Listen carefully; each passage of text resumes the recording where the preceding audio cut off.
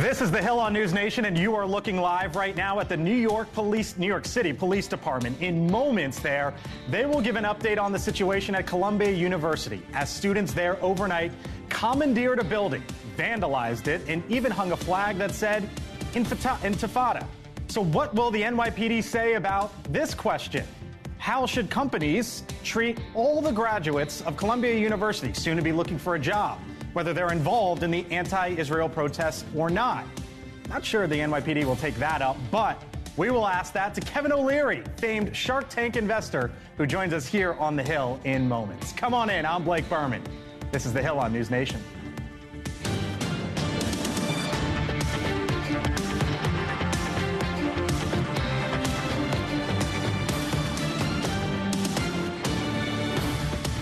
All right, here we are, here we go. And would you look at this group here on The Hill hanging out with us today? Ashley Davis, former George W. Bush White House official. Kurt Bardella is a NewsNation contributor, Democratic strategist as well.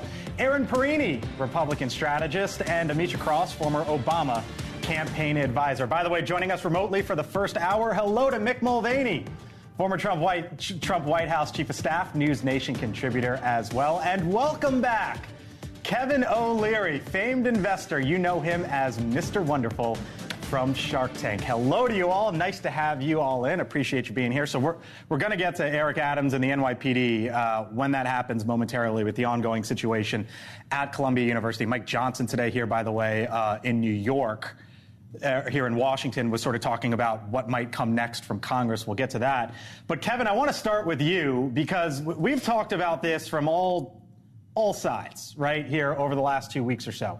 And I'm wondering, Kevin, as these students at Columbia University, some of them escalate and escalate and escalate to the point that we saw a building commandeered overnight and that flag that was flown from one of the main halls there at Columbia, how these students should be treated, Kevin, when they hit the job market. Of course, every student's not involved with this, and I'm not suggesting that, but when companies get a job application, a job resume on their desk, and it says Columbia, what should happen next? So I teach a lot at colleges and universities, and we talk about this even before this all started. You're building a personal brand today on social media. Everything you do, everything you post, every image of you that is filmed remains in perpetuity on your file. And that matters to you because 2 or 3 years from now, when this is all over, and you're asking someone to hire you, I don't care where you want to go in life, at some point you're going to need a job. I'm an employer. I hire thousands of people. Each one is an individual decision. We do background checks on everybody. And we go back dark and deep. That's what every employer does now. These are agencies that you pay for. It's very important to know what your brand is, what you represent, what you did, and what you say. I want to see these things match up on your resume. Now, if I see images of you anywhere, it doesn't have to be Columbia, it could be anywhere, burning a flag or fighting with police, I'm not saying you don't have the right to do that. That's democracy, that's free speech. But that file goes over here. And then I go to the left and I look at the next one. Maybe someone else isn't burning a flag, isn't fighting with police, and is just as good as you are. I'm making a decision. What about Columbia students, though, Kevin, who aren't involved? Say that again? What about Columbia students who are not involved in the protests? No, I treat them with the same respect, and I say, who are you? What do you represent? What does your background check look like? I don't care what institution you came from. I care, can you do the job? Where do I put you in my organization? And if your background check clears, and you tell me who you are, and it matches your background check, I'll hire you. You did not get, you were telling me, because you were the spokesperson for the Trump, Aaron Perini, spokesperson for the Trump 2020 campaign, you didn't get jobs because you were associated with Donald Trump. Yeah, so I wonder what you think the right recourse here is as it relates to Columbia. I actually think Kevin O'Leary hit the nail right on the head there. It's more about what you represent, what you have said, what you have done, and where all of that matches up. Do a background check. Look at these individuals thoroughly, but don't just lump them all in because they go to Columbia or they go to a university that has large protests like this. Because doing that, you are punishing people who have done nothing wrong. Okay. Mike Johnson, Speaker of the House today, he spoke on this issue, or really campuses and what we're seeing around the country writ large, and here's what he had to say. And if they don't correct this quickly, you will see Congress respond in kind. You're going to see funding sources begin to dry up. You're going to see every level of accountability that we can muster. Got any issue with going after the funding? Yeah, because all that does is actually push universities to respond in a way that I think disrupts students' First Amendment rights. If you look at colleges that are largely funded by endowments, for instance, if you are to pull said funding from that school, we're going to see more of those universities, push these very problematic and anti-free speech policies on their college campuses. First and foremost, I think that it matters for us not to lump all students together, as what you just said, because I do think that there are some instigators who come on college campuses, and we've seen those people removed. By and large, these are peaceful protests. So to quell student voices, and this isn't new. We saw student protests in the 60s. We've seen student protests in this country over and over and over again. The reaction here is a lot. Nothing changes at Columbia unless you go after the money, right? Absolutely, and I actually think the private sector and high donors are going to matter much more than even the federal dollars, because that's going to be very difficult. And we know it's never going to pass the Senate. But the private donors that said they were taking their money out of Harvard and now Columbia and various other universities, that's going to hit them more than anything else. I mean, I think ultimately nobody has a right to government money. If you accept government money, then there are certain conditions and certain standards that you have to live up to, and lawmakers have every right. In fact, it is their responsibility to keep up with that. Kevin, Republican. Kevin, Mick, stand by for a second. Senator Marsha Blackburn from Tennessee, come on in. Thanks for being with us here on the Hill on NewsNation. Appreciate the time, Senator. So we've seen some of these students at Columbia, as I essentially put it, commandeer a building on campus, vandalize it, even hang an intifada flag. What needs to be the proper recourse for what we witnessed there last night going forward, as you see it? Yes. First of all, the leadership of Columbia University should step forward and take charge of this.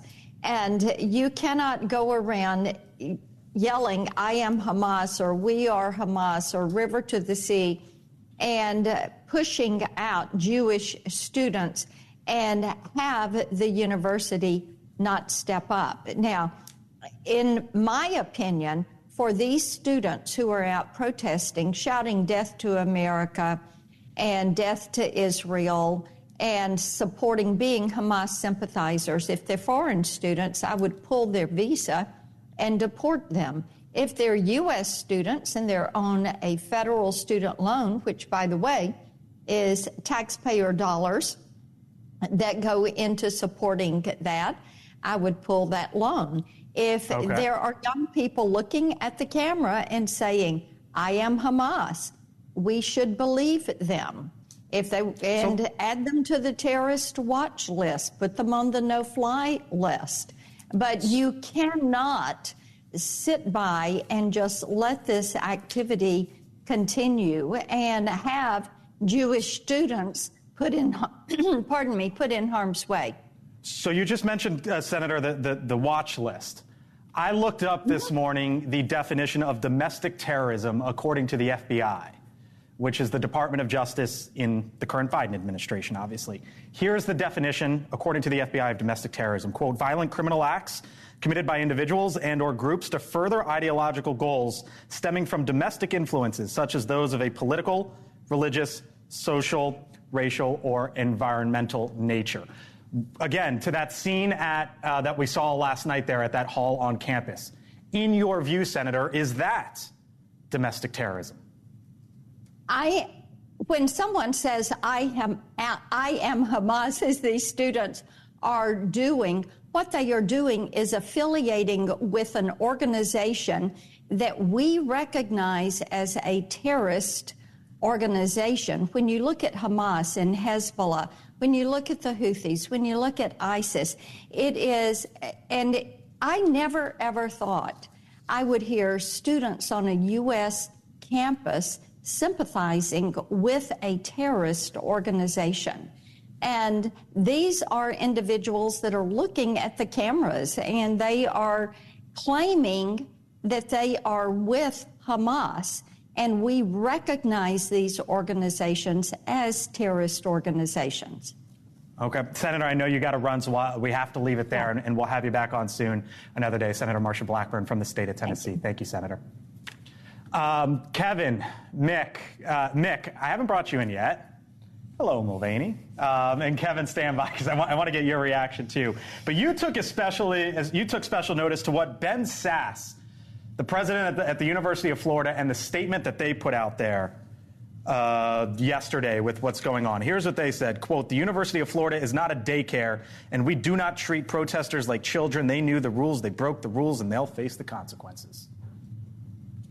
Yeah, I love it. I love it in the juxtaposition as opposed to what's happening at Columbia and Harvard and the other schools, which is that's what leadership looks like. That's what tough decision-making looks like. This can be done. You know, we're pulling our hair out going, oh, is Columbia ever doing anything about this?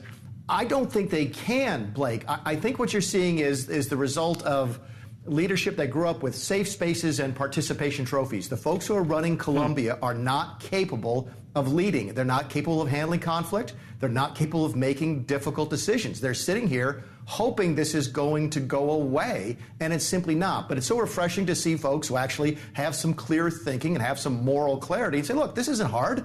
Even free speech is free speech. You break the rules, you're gone. What's wrong with that? Why isn't that happening at Columbia? And yeah, that's why I thought the Florida statement was just was a great example of how you can do it right if you just want to. It seems that too many people just don't want to.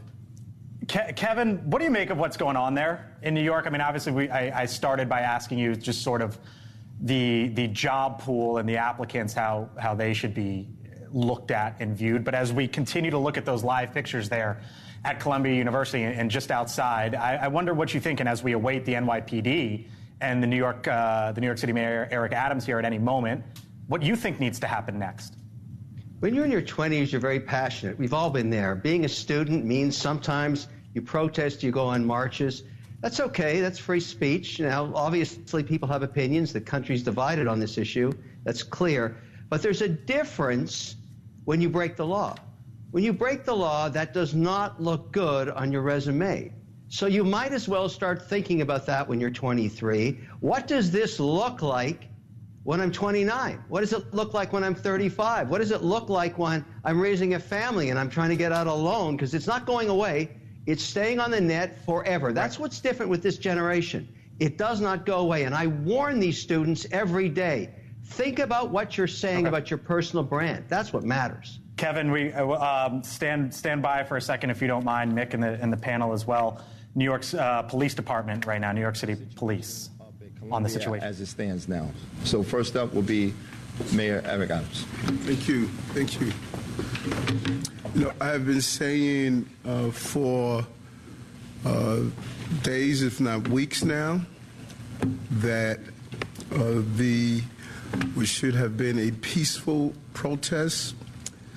It has basically been co-opted by professional outside agitators. We were extremely cautious about releasing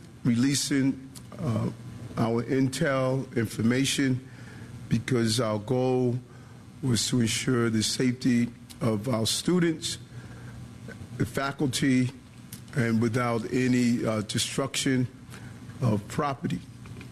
And we are here today to update New Yorkers about the ongoing situation at Columbia University and our plans to protect students, our staff, and the public. And we were well aware, based on a series of observations, that what should have been a peaceful protest that is part of the constitutional rights of Americans has clearly been co-opted. A right which this administration supports and defends, to voice your concern. But we have also will continue, and we have sounded the alarm numerous times before about external actors who are attempting to hijack this protest. Tonight, we're here to show you some example of these external actors who have no affiliation with Columbia University, as well as some of our other educational facilities. And they are actively creating serious public safety issues at these protests. Maybe some of the students involved don't understand what they are involved in. That right there, the New York City Mayor, Eric Adams, of course, it sounds like he is going to walk through for the locals there in New York what he describes as outside agitators who should not be on the campus of Columbia University, who are mixing in with students who want to peacefully protest and have escalated this. If news comes out from the New York City mayor, we will turn it around here on the Hill. But still to come here on the Hill over the next 45 minutes or so, Hot Mic with Mick Mulvaney is going to reveal who is on his list of potential Trump vice presidential targets. There was one name in particular when Mick texted me the list earlier today that really got me thinking, and Kevin stays with us here on the other side of the break. Do you still want to buy TikTok, Mr. Wonderful? Absolutely. Absolutely. All right, I'm going to ask him why and how he's going to do it. You're watching The Hill here on NewsNation. Stay with us.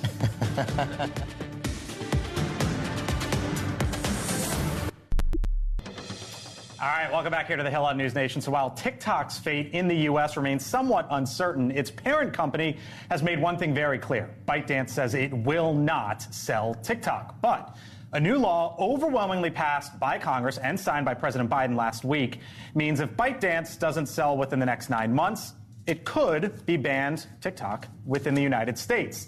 All right, Kevin O'Leary, back with us. Last time you were on the show here, Kevin, you said you want to buy TikTok.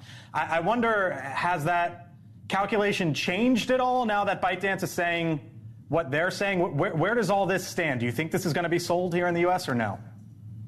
Well, let me make it clear. It's not that I want to buy TikTok. I am going to buy TikTok, and here's how I'm going to do it. Let me explain why it's going to get sold. The only person that matters in this equation is not any of the management of ByteDance. They don't matter. Everybody knows that about a Chinese company. It's the supreme leader. It's his decision. Now, if he decides to close it down, many of the investors in ByteDance are international investors, including U.S. domestic. So you just wipe them out. The whole value of something that was once worth over $200 billion is now zero. That means your cost of capital as a nation goes up. Everybody's going to say, well, wait a minute, big leader. I mean, if every time you have a bad hair day, you want to wipe out my ownership in a company because I know the management doesn't matter, I don't think I'm going to give you any more capital. So the supreme leader is going to think about that, and he will come to his senses, I guarantee you, and say, okay, I'll sell it. Now, what will the terms be? That's what matters, because if all I'm getting is 170 million names and a brand that's tainted, that's not worth a lot of money. So really it's a negotiation about what data, what preferences. Do I get the videos from the past? That's all the negotiation I'm going to have. And I think all roads on this deal lead back to Abu Dhabi, and I'll tell you why. Abu Dhabi has, and the UAE has over 300 employees from TikTok. They're not all Chinese nationals. So I'm reaching out to them right now. If you're listening to this, I'll give you a job. I'll give you equity in the new deal if I can clear your name on a back check. Secondly, we got 7 million companies. You've heard of Swifties? They're all Sharkies. They've been watching Shark Tank for 2 generations. They're all entrepreneurs. They know me. Here's my deal to them. I'm going to do equity crowdfunding to all 7 million of them. Join me in the deal under the same terms I'm getting. You write a check, you're an owner. And the reason I care about that is they spend $10 billion a year on this platform, and I need them there with me during the rocky transition period. Who's going to rewrite the algorithm? That's the third risk. So I've got a plan for that, too. All roads lead back to Mr. Wonderful, just like Shark Tank. This is my deal. If I hear you, though, and I know you got to run in a minute for another event, but if I hear you right, you think that Xi Jinping will eventually give the thumbs up or the thumbs down himself on any sort of deal? The supreme leader is the only person that matters in any Chinese-controlled company. I mean, think about Alibaba. Where's Jack Ma? You haven't heard from him in years. What matters is the supreme leader. He'll have to make the decision. Everybody else in that negotiation is irrelevant. I need to hear what he wants to do. He'll send somebody to negotiate, but he's the only person that matters. Now, if he wants his cost of capital to go up, he won't sell it. And that whole thing goes to zero. Bad outcome for him. That's why I'm going to buy this thing. Mr. Wonderful, we'll leave it there. Kevin O'Leary, thank you, sir. And we hope to have you here in person next time we have you here on the Hill. Thanks, Kevin. Take care. Bye-bye. Yep, talk to you soon. Okay, so he says he's going to get this done. His logic seems sound. I'm not going to disagree with Mr. Wonderful on that. You think this all runs back through Xi Jinping? He has a lot more faith in an imminent sale than I think most people do at this point. But I believe that he's right, that the Supreme Leader is ultimately making these decisions. It is not by dance. But I do appreciate his shout out to the Swifties. Just saying. He knows what he's doing. Purchasing power. Yeah. Go ahead, sir. I've been watching that show forever. Hey, Mulvaney, I know you were entertained during that. What'd you make of what you heard? Yeah, I was. I thought the most interesting thing he said was about the cost of capital, which essentially comes down to the precedent that the Chinese will be setting. That if they allow this to go to zero, if they don't sell it at a decent value, they're going to have a difficult time raising money in the future. Because what Kevin just said is correct, which is, burn me once, shame on you. Burn me twice, no thank you. Shame on me. So I think there's a precedential value here that I hadn't thought about that Kevin clearly has. And look, if anybody can pull it off, it's O'Leary. Yeah. No, you got to run out of here. Thanks for joining us. Yeah, sure. Anything? No, I think actually the most important thing he said is the algorithm and the data. And so I think that there's others that need to develop and are developing an algorithm, and that's the value of the company. Ashley Davis, catch you soon. Kelly Meyer will be here on the other side of the break. Still much more ahead here on the Hill. Hot Mic with Mick. One name on Trump's vice presidential list. So Mick sent me a list today. And I went through it and I was like, makes sense. And then, a new name on Mick's list that had me surprised. I just told the folks here on the panel what it was. Mick, they think you're on to something. Maybe. You think he's on to something? Maybe so. Maybe. There's some... Maybe. Yeah, there's some baggage. So some issues there. All right, so Mick's list. Hot Mic with Mick on the other side of the break. You're watching The Hill here on NewsNation. Stay with us. All right, welcome back here to The Hill on NewsNation. Time now for Hot Mic with that man right there, Mick, where the former congressman, budget director, and Trump White House chief of staff shares what he's hearing, shares what he is thinking. All right, Mulvaney. Democratic leadership here in Washington today announced they would protect the House Speaker, Mike Johnson, from a motion that could come from Republicans to boot him from the speakership. Here's the quote from Democrats. Quote, "At this moment, upon completion of our national security work, the time has come to turn the page on this chapter of pro-Putin Republican obstruction." Now, in response, the Republican Congresswoman Marjorie Taylor Greene said she'll put that to the test. Quote, "If the Democrats want to elect him Speaker, I'll give them the chance to do it." Mick, what are you hearing? What's going on here? Yeah, I pulled this one up because I'm wrong so frequently on the show. I'm right more than Chris Hahn is, who's not here to defend himself.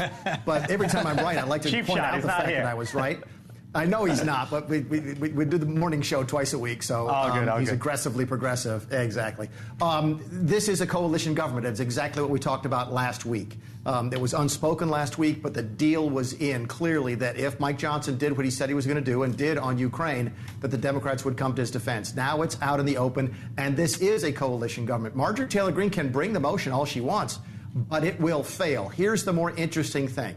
If she does that, does she upset enough people to where this coalition government comes together and changes the rules in the motion to vacate? Keep in mind, when Nancy Pelosi was Speaker of the House, one person could not make the motion to vacate. You had to have a majority of the majority. Republicans would love to have that type of rule in place now. They couldn't do it with Kevin McCarthy back in January of last year because of the deal he cut with the right wing of his party. But now might be the chance under this coalition government to change the motion to vacate permanently, or at least for the rest of this Congress. That will be fascinating to watch.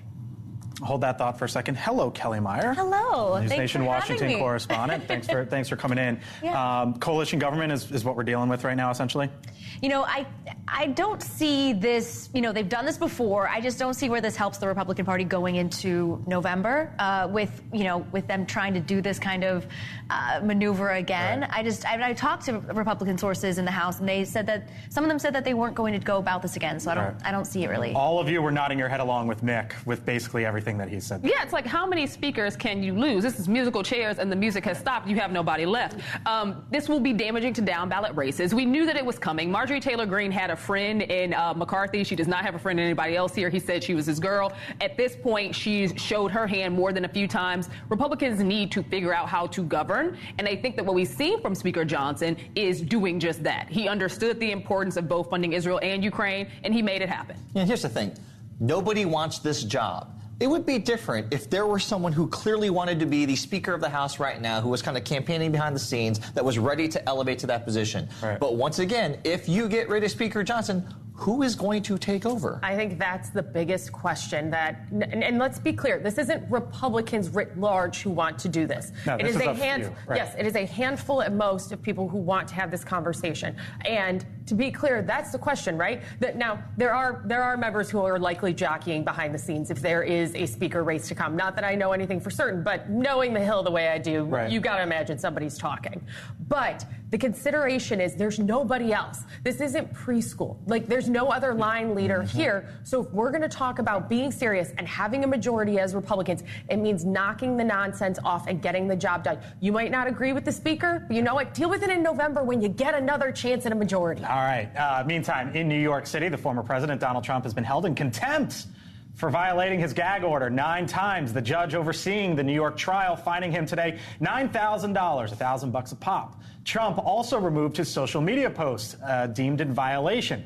The motion saying in part, quote, while $1,000 may suffice in most instances to protect the dignity of the judicial system, it unfortunately will not achieve the desired result in those instances where the what is that word? Contemptor. There you go.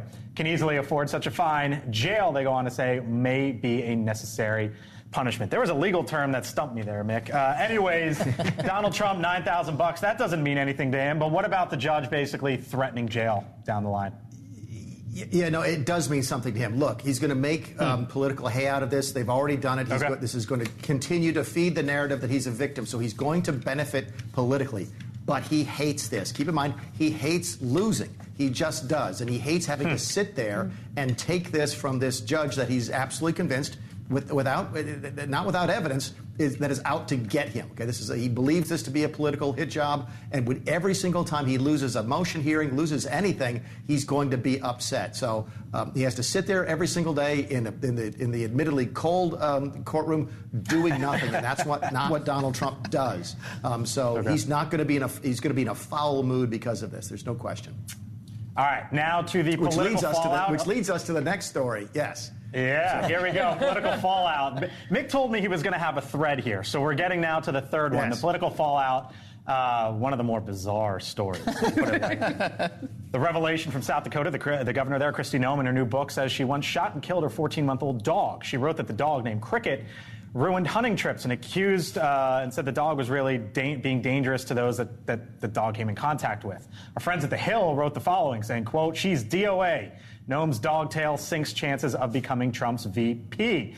All right, Mick. She was obviously thought of being up there. I think you had her on the list too at certain points in time. Let's start with Kristi Noem. What are you hearing with her? And then what does Mick's picks look like right now? Yeah, here's the thread, the way it ties into what Trump is going through in New York. Kristi Noem is finding out you really don't want to be the person who screws up when President Trump is in a foul mood, because it will come back to haunt you. There's no question. If he's in a good mood, rolls off of his back, but right now he's looking for folks to lash out at, and the team is clearly lashing out at Kristi Noem. By the way, I talked to some folks inside the inside the Noem team, and they've got a really good story to tell, but they haven't told it. The dog was violent before it came to Kristi Noem, had attacked people, and then did it again after Kristi was there, and then attacked livestock. And under South Dakota law, if you've got a dog that attacks livestock, you're supposed to put it down. That's the story they have, but they haven't had a decent job of telling it. But there's no question. Is it the case, though, of if you're explaining that, though, that, it's just this that you're losing? Debacle has moved her. This debacle certainly moves her off the top tier. So I have a new name for my top tier. My top tier is here we go. Hold on. Kristi Noem. Mixed picks. Let's put it on the screen. Here we go. Mixed picks. Run it That's the through new us. one. Well, Ben Carson has been there, Tim Scott has been there, Elise Stefanik has been there, And I've got Linda McMahon replacing Kristi Noem right now, and here's why. And I want to make it clear. I did not get this name from somebody inside the Trump world. What I got was the description of what they were looking for. And what they're looking for more and more is what we talked about when Ben Carson's name first came up on this show 6 months ago. They're growing more interested in somebody who doesn't want to run for president and won't sort of be a candidate on day one. I think Linda McMahon fits that. She's extraordinarily competent, was a great member of the cabinet, has been an active member of the Trump team the entire time. She's a tremendous businesswoman. I know, folks, she's got baggage because of her husband, but this is the 21st century politics in America. Everybody's got some baggage. The real difficulty is, will she take the job? Because it's probably a demotion from what she's got going on now. But Linda McMahon, my new long shot name, based upon the criteria that I hear Trump's team is using in screening potential future vice presidential candidates. I don't know if you know this about our buddy Kurt Bardella, but he loves him some wrestling. And you just think the baggage is too much to overcome? Yeah, I'm sorry, but while everyone has baggage, most people don't and are not currently married to somebody who is being accused of literally defecating on a female employee within their company, which is one of the many disgusting and disturbing allegations that Vince McMahon is currently battling. It's the reason why he sold out and had to move WWE stock away from himself, why TKO, the company that now owns WWE, has literally written him off the company. Like, he is no longer allowed to be mentioned. He's no longer allowed to be even seen. Any video montages they use, he's edited out of. She's still married to him, and the question's going to be, what did you know? When did you know it? So, you were married to him. So set that aside, because it stood out to me that Mick said that this is sort of the description, right? Which is someone who doesn't want to be president. Aaron, you agreed with that. You think that this is where this is eventually heading. Maybe not Linda McMahon, but maybe someone along that mold? Absolutely. I think that for President Trump, I believe that Mick's right in this, is that he's looking for somebody who's not using this as a stepping stone to start running immediately for president. And to be honest, even if it is Linda McMahon, people don't vote for the ticket based on the VP. They vote for the ticket based on the top of the ticket. So maybe they don't like Vince, but they're not going to not vote for Trump because of Vince. I think at a time where issues about women and how we treat women are front and center, especially when we're talking about the women's health conversation, and Donald Trump is in trial right now about his affair with a alleged porn star, having the person on your ticket literally actively married to someone who's being accused of all kinds of sexual harassment. I don't think that hurts his ticket, honestly, because he also is somebody who's been accused of sexual harassment. He's also been found liable for said sexual harassment and sexual assault. And he's still, ahead in the polls in multiple places. I don't think that bothers him as much. If you have the front runner who has these issues. Mick, no, I don't think it's going to bother the ticket. We're not going to be talking about the economy. Shown they can vote for we've talked a lot here about Linda McMahon, which is interesting. But show that graphic, if we can, of the top four. Mick, if you had to pick one right now, right, because you only get one when you're president, who's like in that top slot as you see it? Yeah. I still like Ben Carson for exactly the same reasons we've just talked about. Doesn't have a lot of the baggage that Kurt mentions. Again, I don't think the baggage counts. And by the way, if anybody can defend herself in public, it's Linda McMahon. The woman is extraordinarily talented. She's the one who built WWE, by the way. Vince was the face of it. She was the brains of it.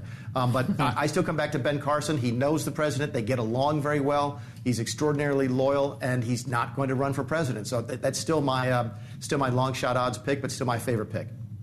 You cover the guy. I was going to say, and Mick, let me know if you think I'm wrong here, but I think we should look to who's around Trump right now for who he's asking for advice on who he should pick. I've heard from sources that he is going to those around him and saying, who do you like? Who do you think would be good? So maybe looking at who is in his inner circle right now, who might advise him on who he may be picking, would be interesting. Diversity is going to matter on this ticket. So whether or not it's a black person or a female, we know it's going to be a diverse candidate. Okay. Blake, to Kelly's point, it's excellent. She's absolutely right. That's what Trump does, and that's how this process is going to work. But if you are one of those innermost advisors, if you're Susie Wiles, if you're Chris LaCivita, if you're in that inner circle, Ben Carson's perfect. Because he's not, he doesn't have a huge ego. He's not going to try and push you out. He's not going to try and become the de facto chief of staff or whatever. He's a good team player. So I think that actually might contribute to somebody like Ben Carson moving to the top of the list. You know who's a big fan of Ben Carson? Steve Bannon. Huge fan of Ben Carson. He at one point thought if Carson won, Bannon said he was going to be his chief of staff in the White House. But who does Ben Carson bring who does Ben Carson bring that Donald Trump doesn't already have? The secondary thing is, obviously people don't vote for the top of the ticket, but when you're, or the bottom of the ticket, but when you are somebody who has as many liabilities as Donald Trump, and you're looking at trying to bring in women, diverse voters, younger voters, Does Ben Carson do that? Arguably, the answer to that is no. Hot Mike with Mick. Extra hot today, Mick. I had to wrap the panel with your takes. I'm just glad I remembered what the topics were. So. Yeah, that's always good. Still to come here on the Hill on News Nation, an incredible story of the most recent Powerball winner, how much he won, and what was going on in his life when he hit the jackpot. That's on the other side of the break, and more when the Hill returns. Bill O'Reilly on Cuomo. I don't say it often, but Bill O'Reilly, you're spot on. TV's liveliest and most honest debate. And I enjoy doing this with you. I would never tell anybody that, Cuomo, so keep it just between you and me, okay? Tomorrow at 8, 7 Central, only on News Nation. More show for an interview that aired on Monday. One clip from that show has gone viral. We all need a mom. I've been thinking that we really all need a tremendous hug in the world right now. Yeah. But in our country, we need you to be Mamala of the country.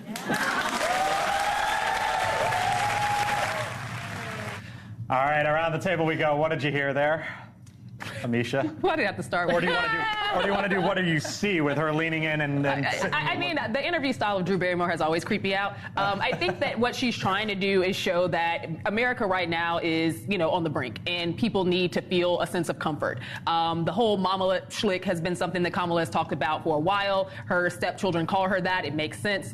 I wasn't necessarily impressed with the process, but hell, for the people who watch daytime TV, kudos to them. She didn't even seem like she knew how to respond either. To that? Vice President Harris, she was like kind of stuck. Yeah. That's what you took away? She didn't know how to respond. What'd you hear there? One, it was deeply uncomfortable to watch. Like, people getting that close to each other, we need a little bit of personal space. Yeah, hi, buddy. Oh, my God. But also, I think it was a bit demeaning to the vice president. We need you to be the mother of the nation. How about she does the foreign policy expert work, or the work she's supposed to be doing as the czar of the southern border, but you want her to comfort the nation? Why don't you ask her to be a leader instead? But you demean her as the vice president by just saying we need you to be a woman. You think that's demeaning? I think that in that context, I didn't think about it until she said it. I do think that and she's actually, these are her stepchildren. Not to say that stepmoms aren't moms, but I do think that as a woman, you operate in so many different facets. She's the vice president of the United States. I don't expect her to be a mom to the country. What'd you hear there? It's not what I heard. It's just the fact that she's on the Drew Barrymore show. That's interesting. I think this is smart strategy, frankly, from the Biden-Kamala Harris team. Go outside the Beltway. Go outside. I mean, obviously, come here on the Hill and News Nation. Period. Trust me, we're trying. This is a show that gets 1.1 million viewers every single day of a key demographic that is going to be essential for either Republicans or Democrats, and that's the daytime women, female demographic that's watching the Drew Barrymore show, and then also watching General Hospital after that. Okay, Mark, cue up the President Biden soundbite if you can from over the weekend, because as I saw this clip sort of go viral and play out, I thought about a comment that President Biden made over the weekend. He was giving that speech, the joke speech at the White House Correspondents' Dinner. And at one point, he looked to a room full of reporters, White House correspondents like Kelly Meyer. And the president said this. I'm sincerely not asking of you to take sides, but asking you to rise up to the seriousness of the moment. Move past the horse race numbers and the gotcha moments and the distractions, the sideshows that have come to dominate and sensationalize our politics.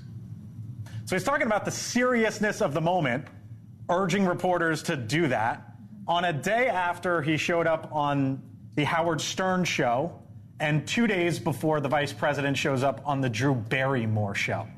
So while he's calling on reporters to say, we need the seriousness of you, they're doing this. They haven't talked to a major television anchor or a major newspaper writer. The president hasn't given an interview in how long?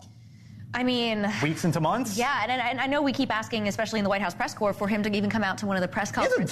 He hasn't talked in a week to the Chopper media. talk or anything. Yeah, exactly. Yeah. We're going out there every day, just today, waiting. I mean, we go out there every time we can to try to shout a question. I shouted one, but, he's surrounded by... You think this is smart? I do. You're like, forget us. Yeah, I mean, I think you go where the people are. The people are listening to Howard Stern. They're watching the Drew Barrymore show. They're watching the Kelly Clarkson show. They're watching late night TV. They are digesting content, really, through viral viral segments that appear on YouTube, on TikTok, on Instagram, most people aren't digesting content through the White House pool. I think there's a concerted effort to move away from legacy media, partially because of where the audiences are, but also because it's so fragmented now. He's trying to reach people from multiple demographics. Also because he doesn't want to get pressed. Yeah, he doesn't want to get pressed. He doesn't want to go 2 or 3 questions deep on a tough topic for him. So instead, it is easier. Believe me, there is certainly something to be said. Everybody remembers Bill Clinton on Arsenio, right? You can have those humanizing moments, and those can work to your benefit, but that doesn't mean you can't be the president as well and take a hard-hitting interview. By the way, speaking of humanizing moments, did you see this? The Oregon Lottery announcing the winner of the $1.3 billion Powerball jackpot.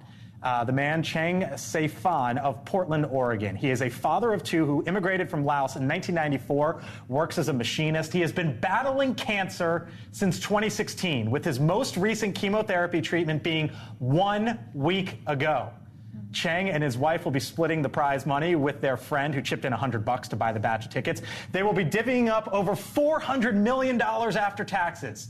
He said during the press conference that he will, quote, provide for my family and my health, and that he plans to find a good doctor. From chemotherapy to winning it big on the Powerball front. Fun stuff. Thank you all for being here. Leland Vittert joins us on the other side of the break. Stay with us. You're watching The Hill here on NewsNation.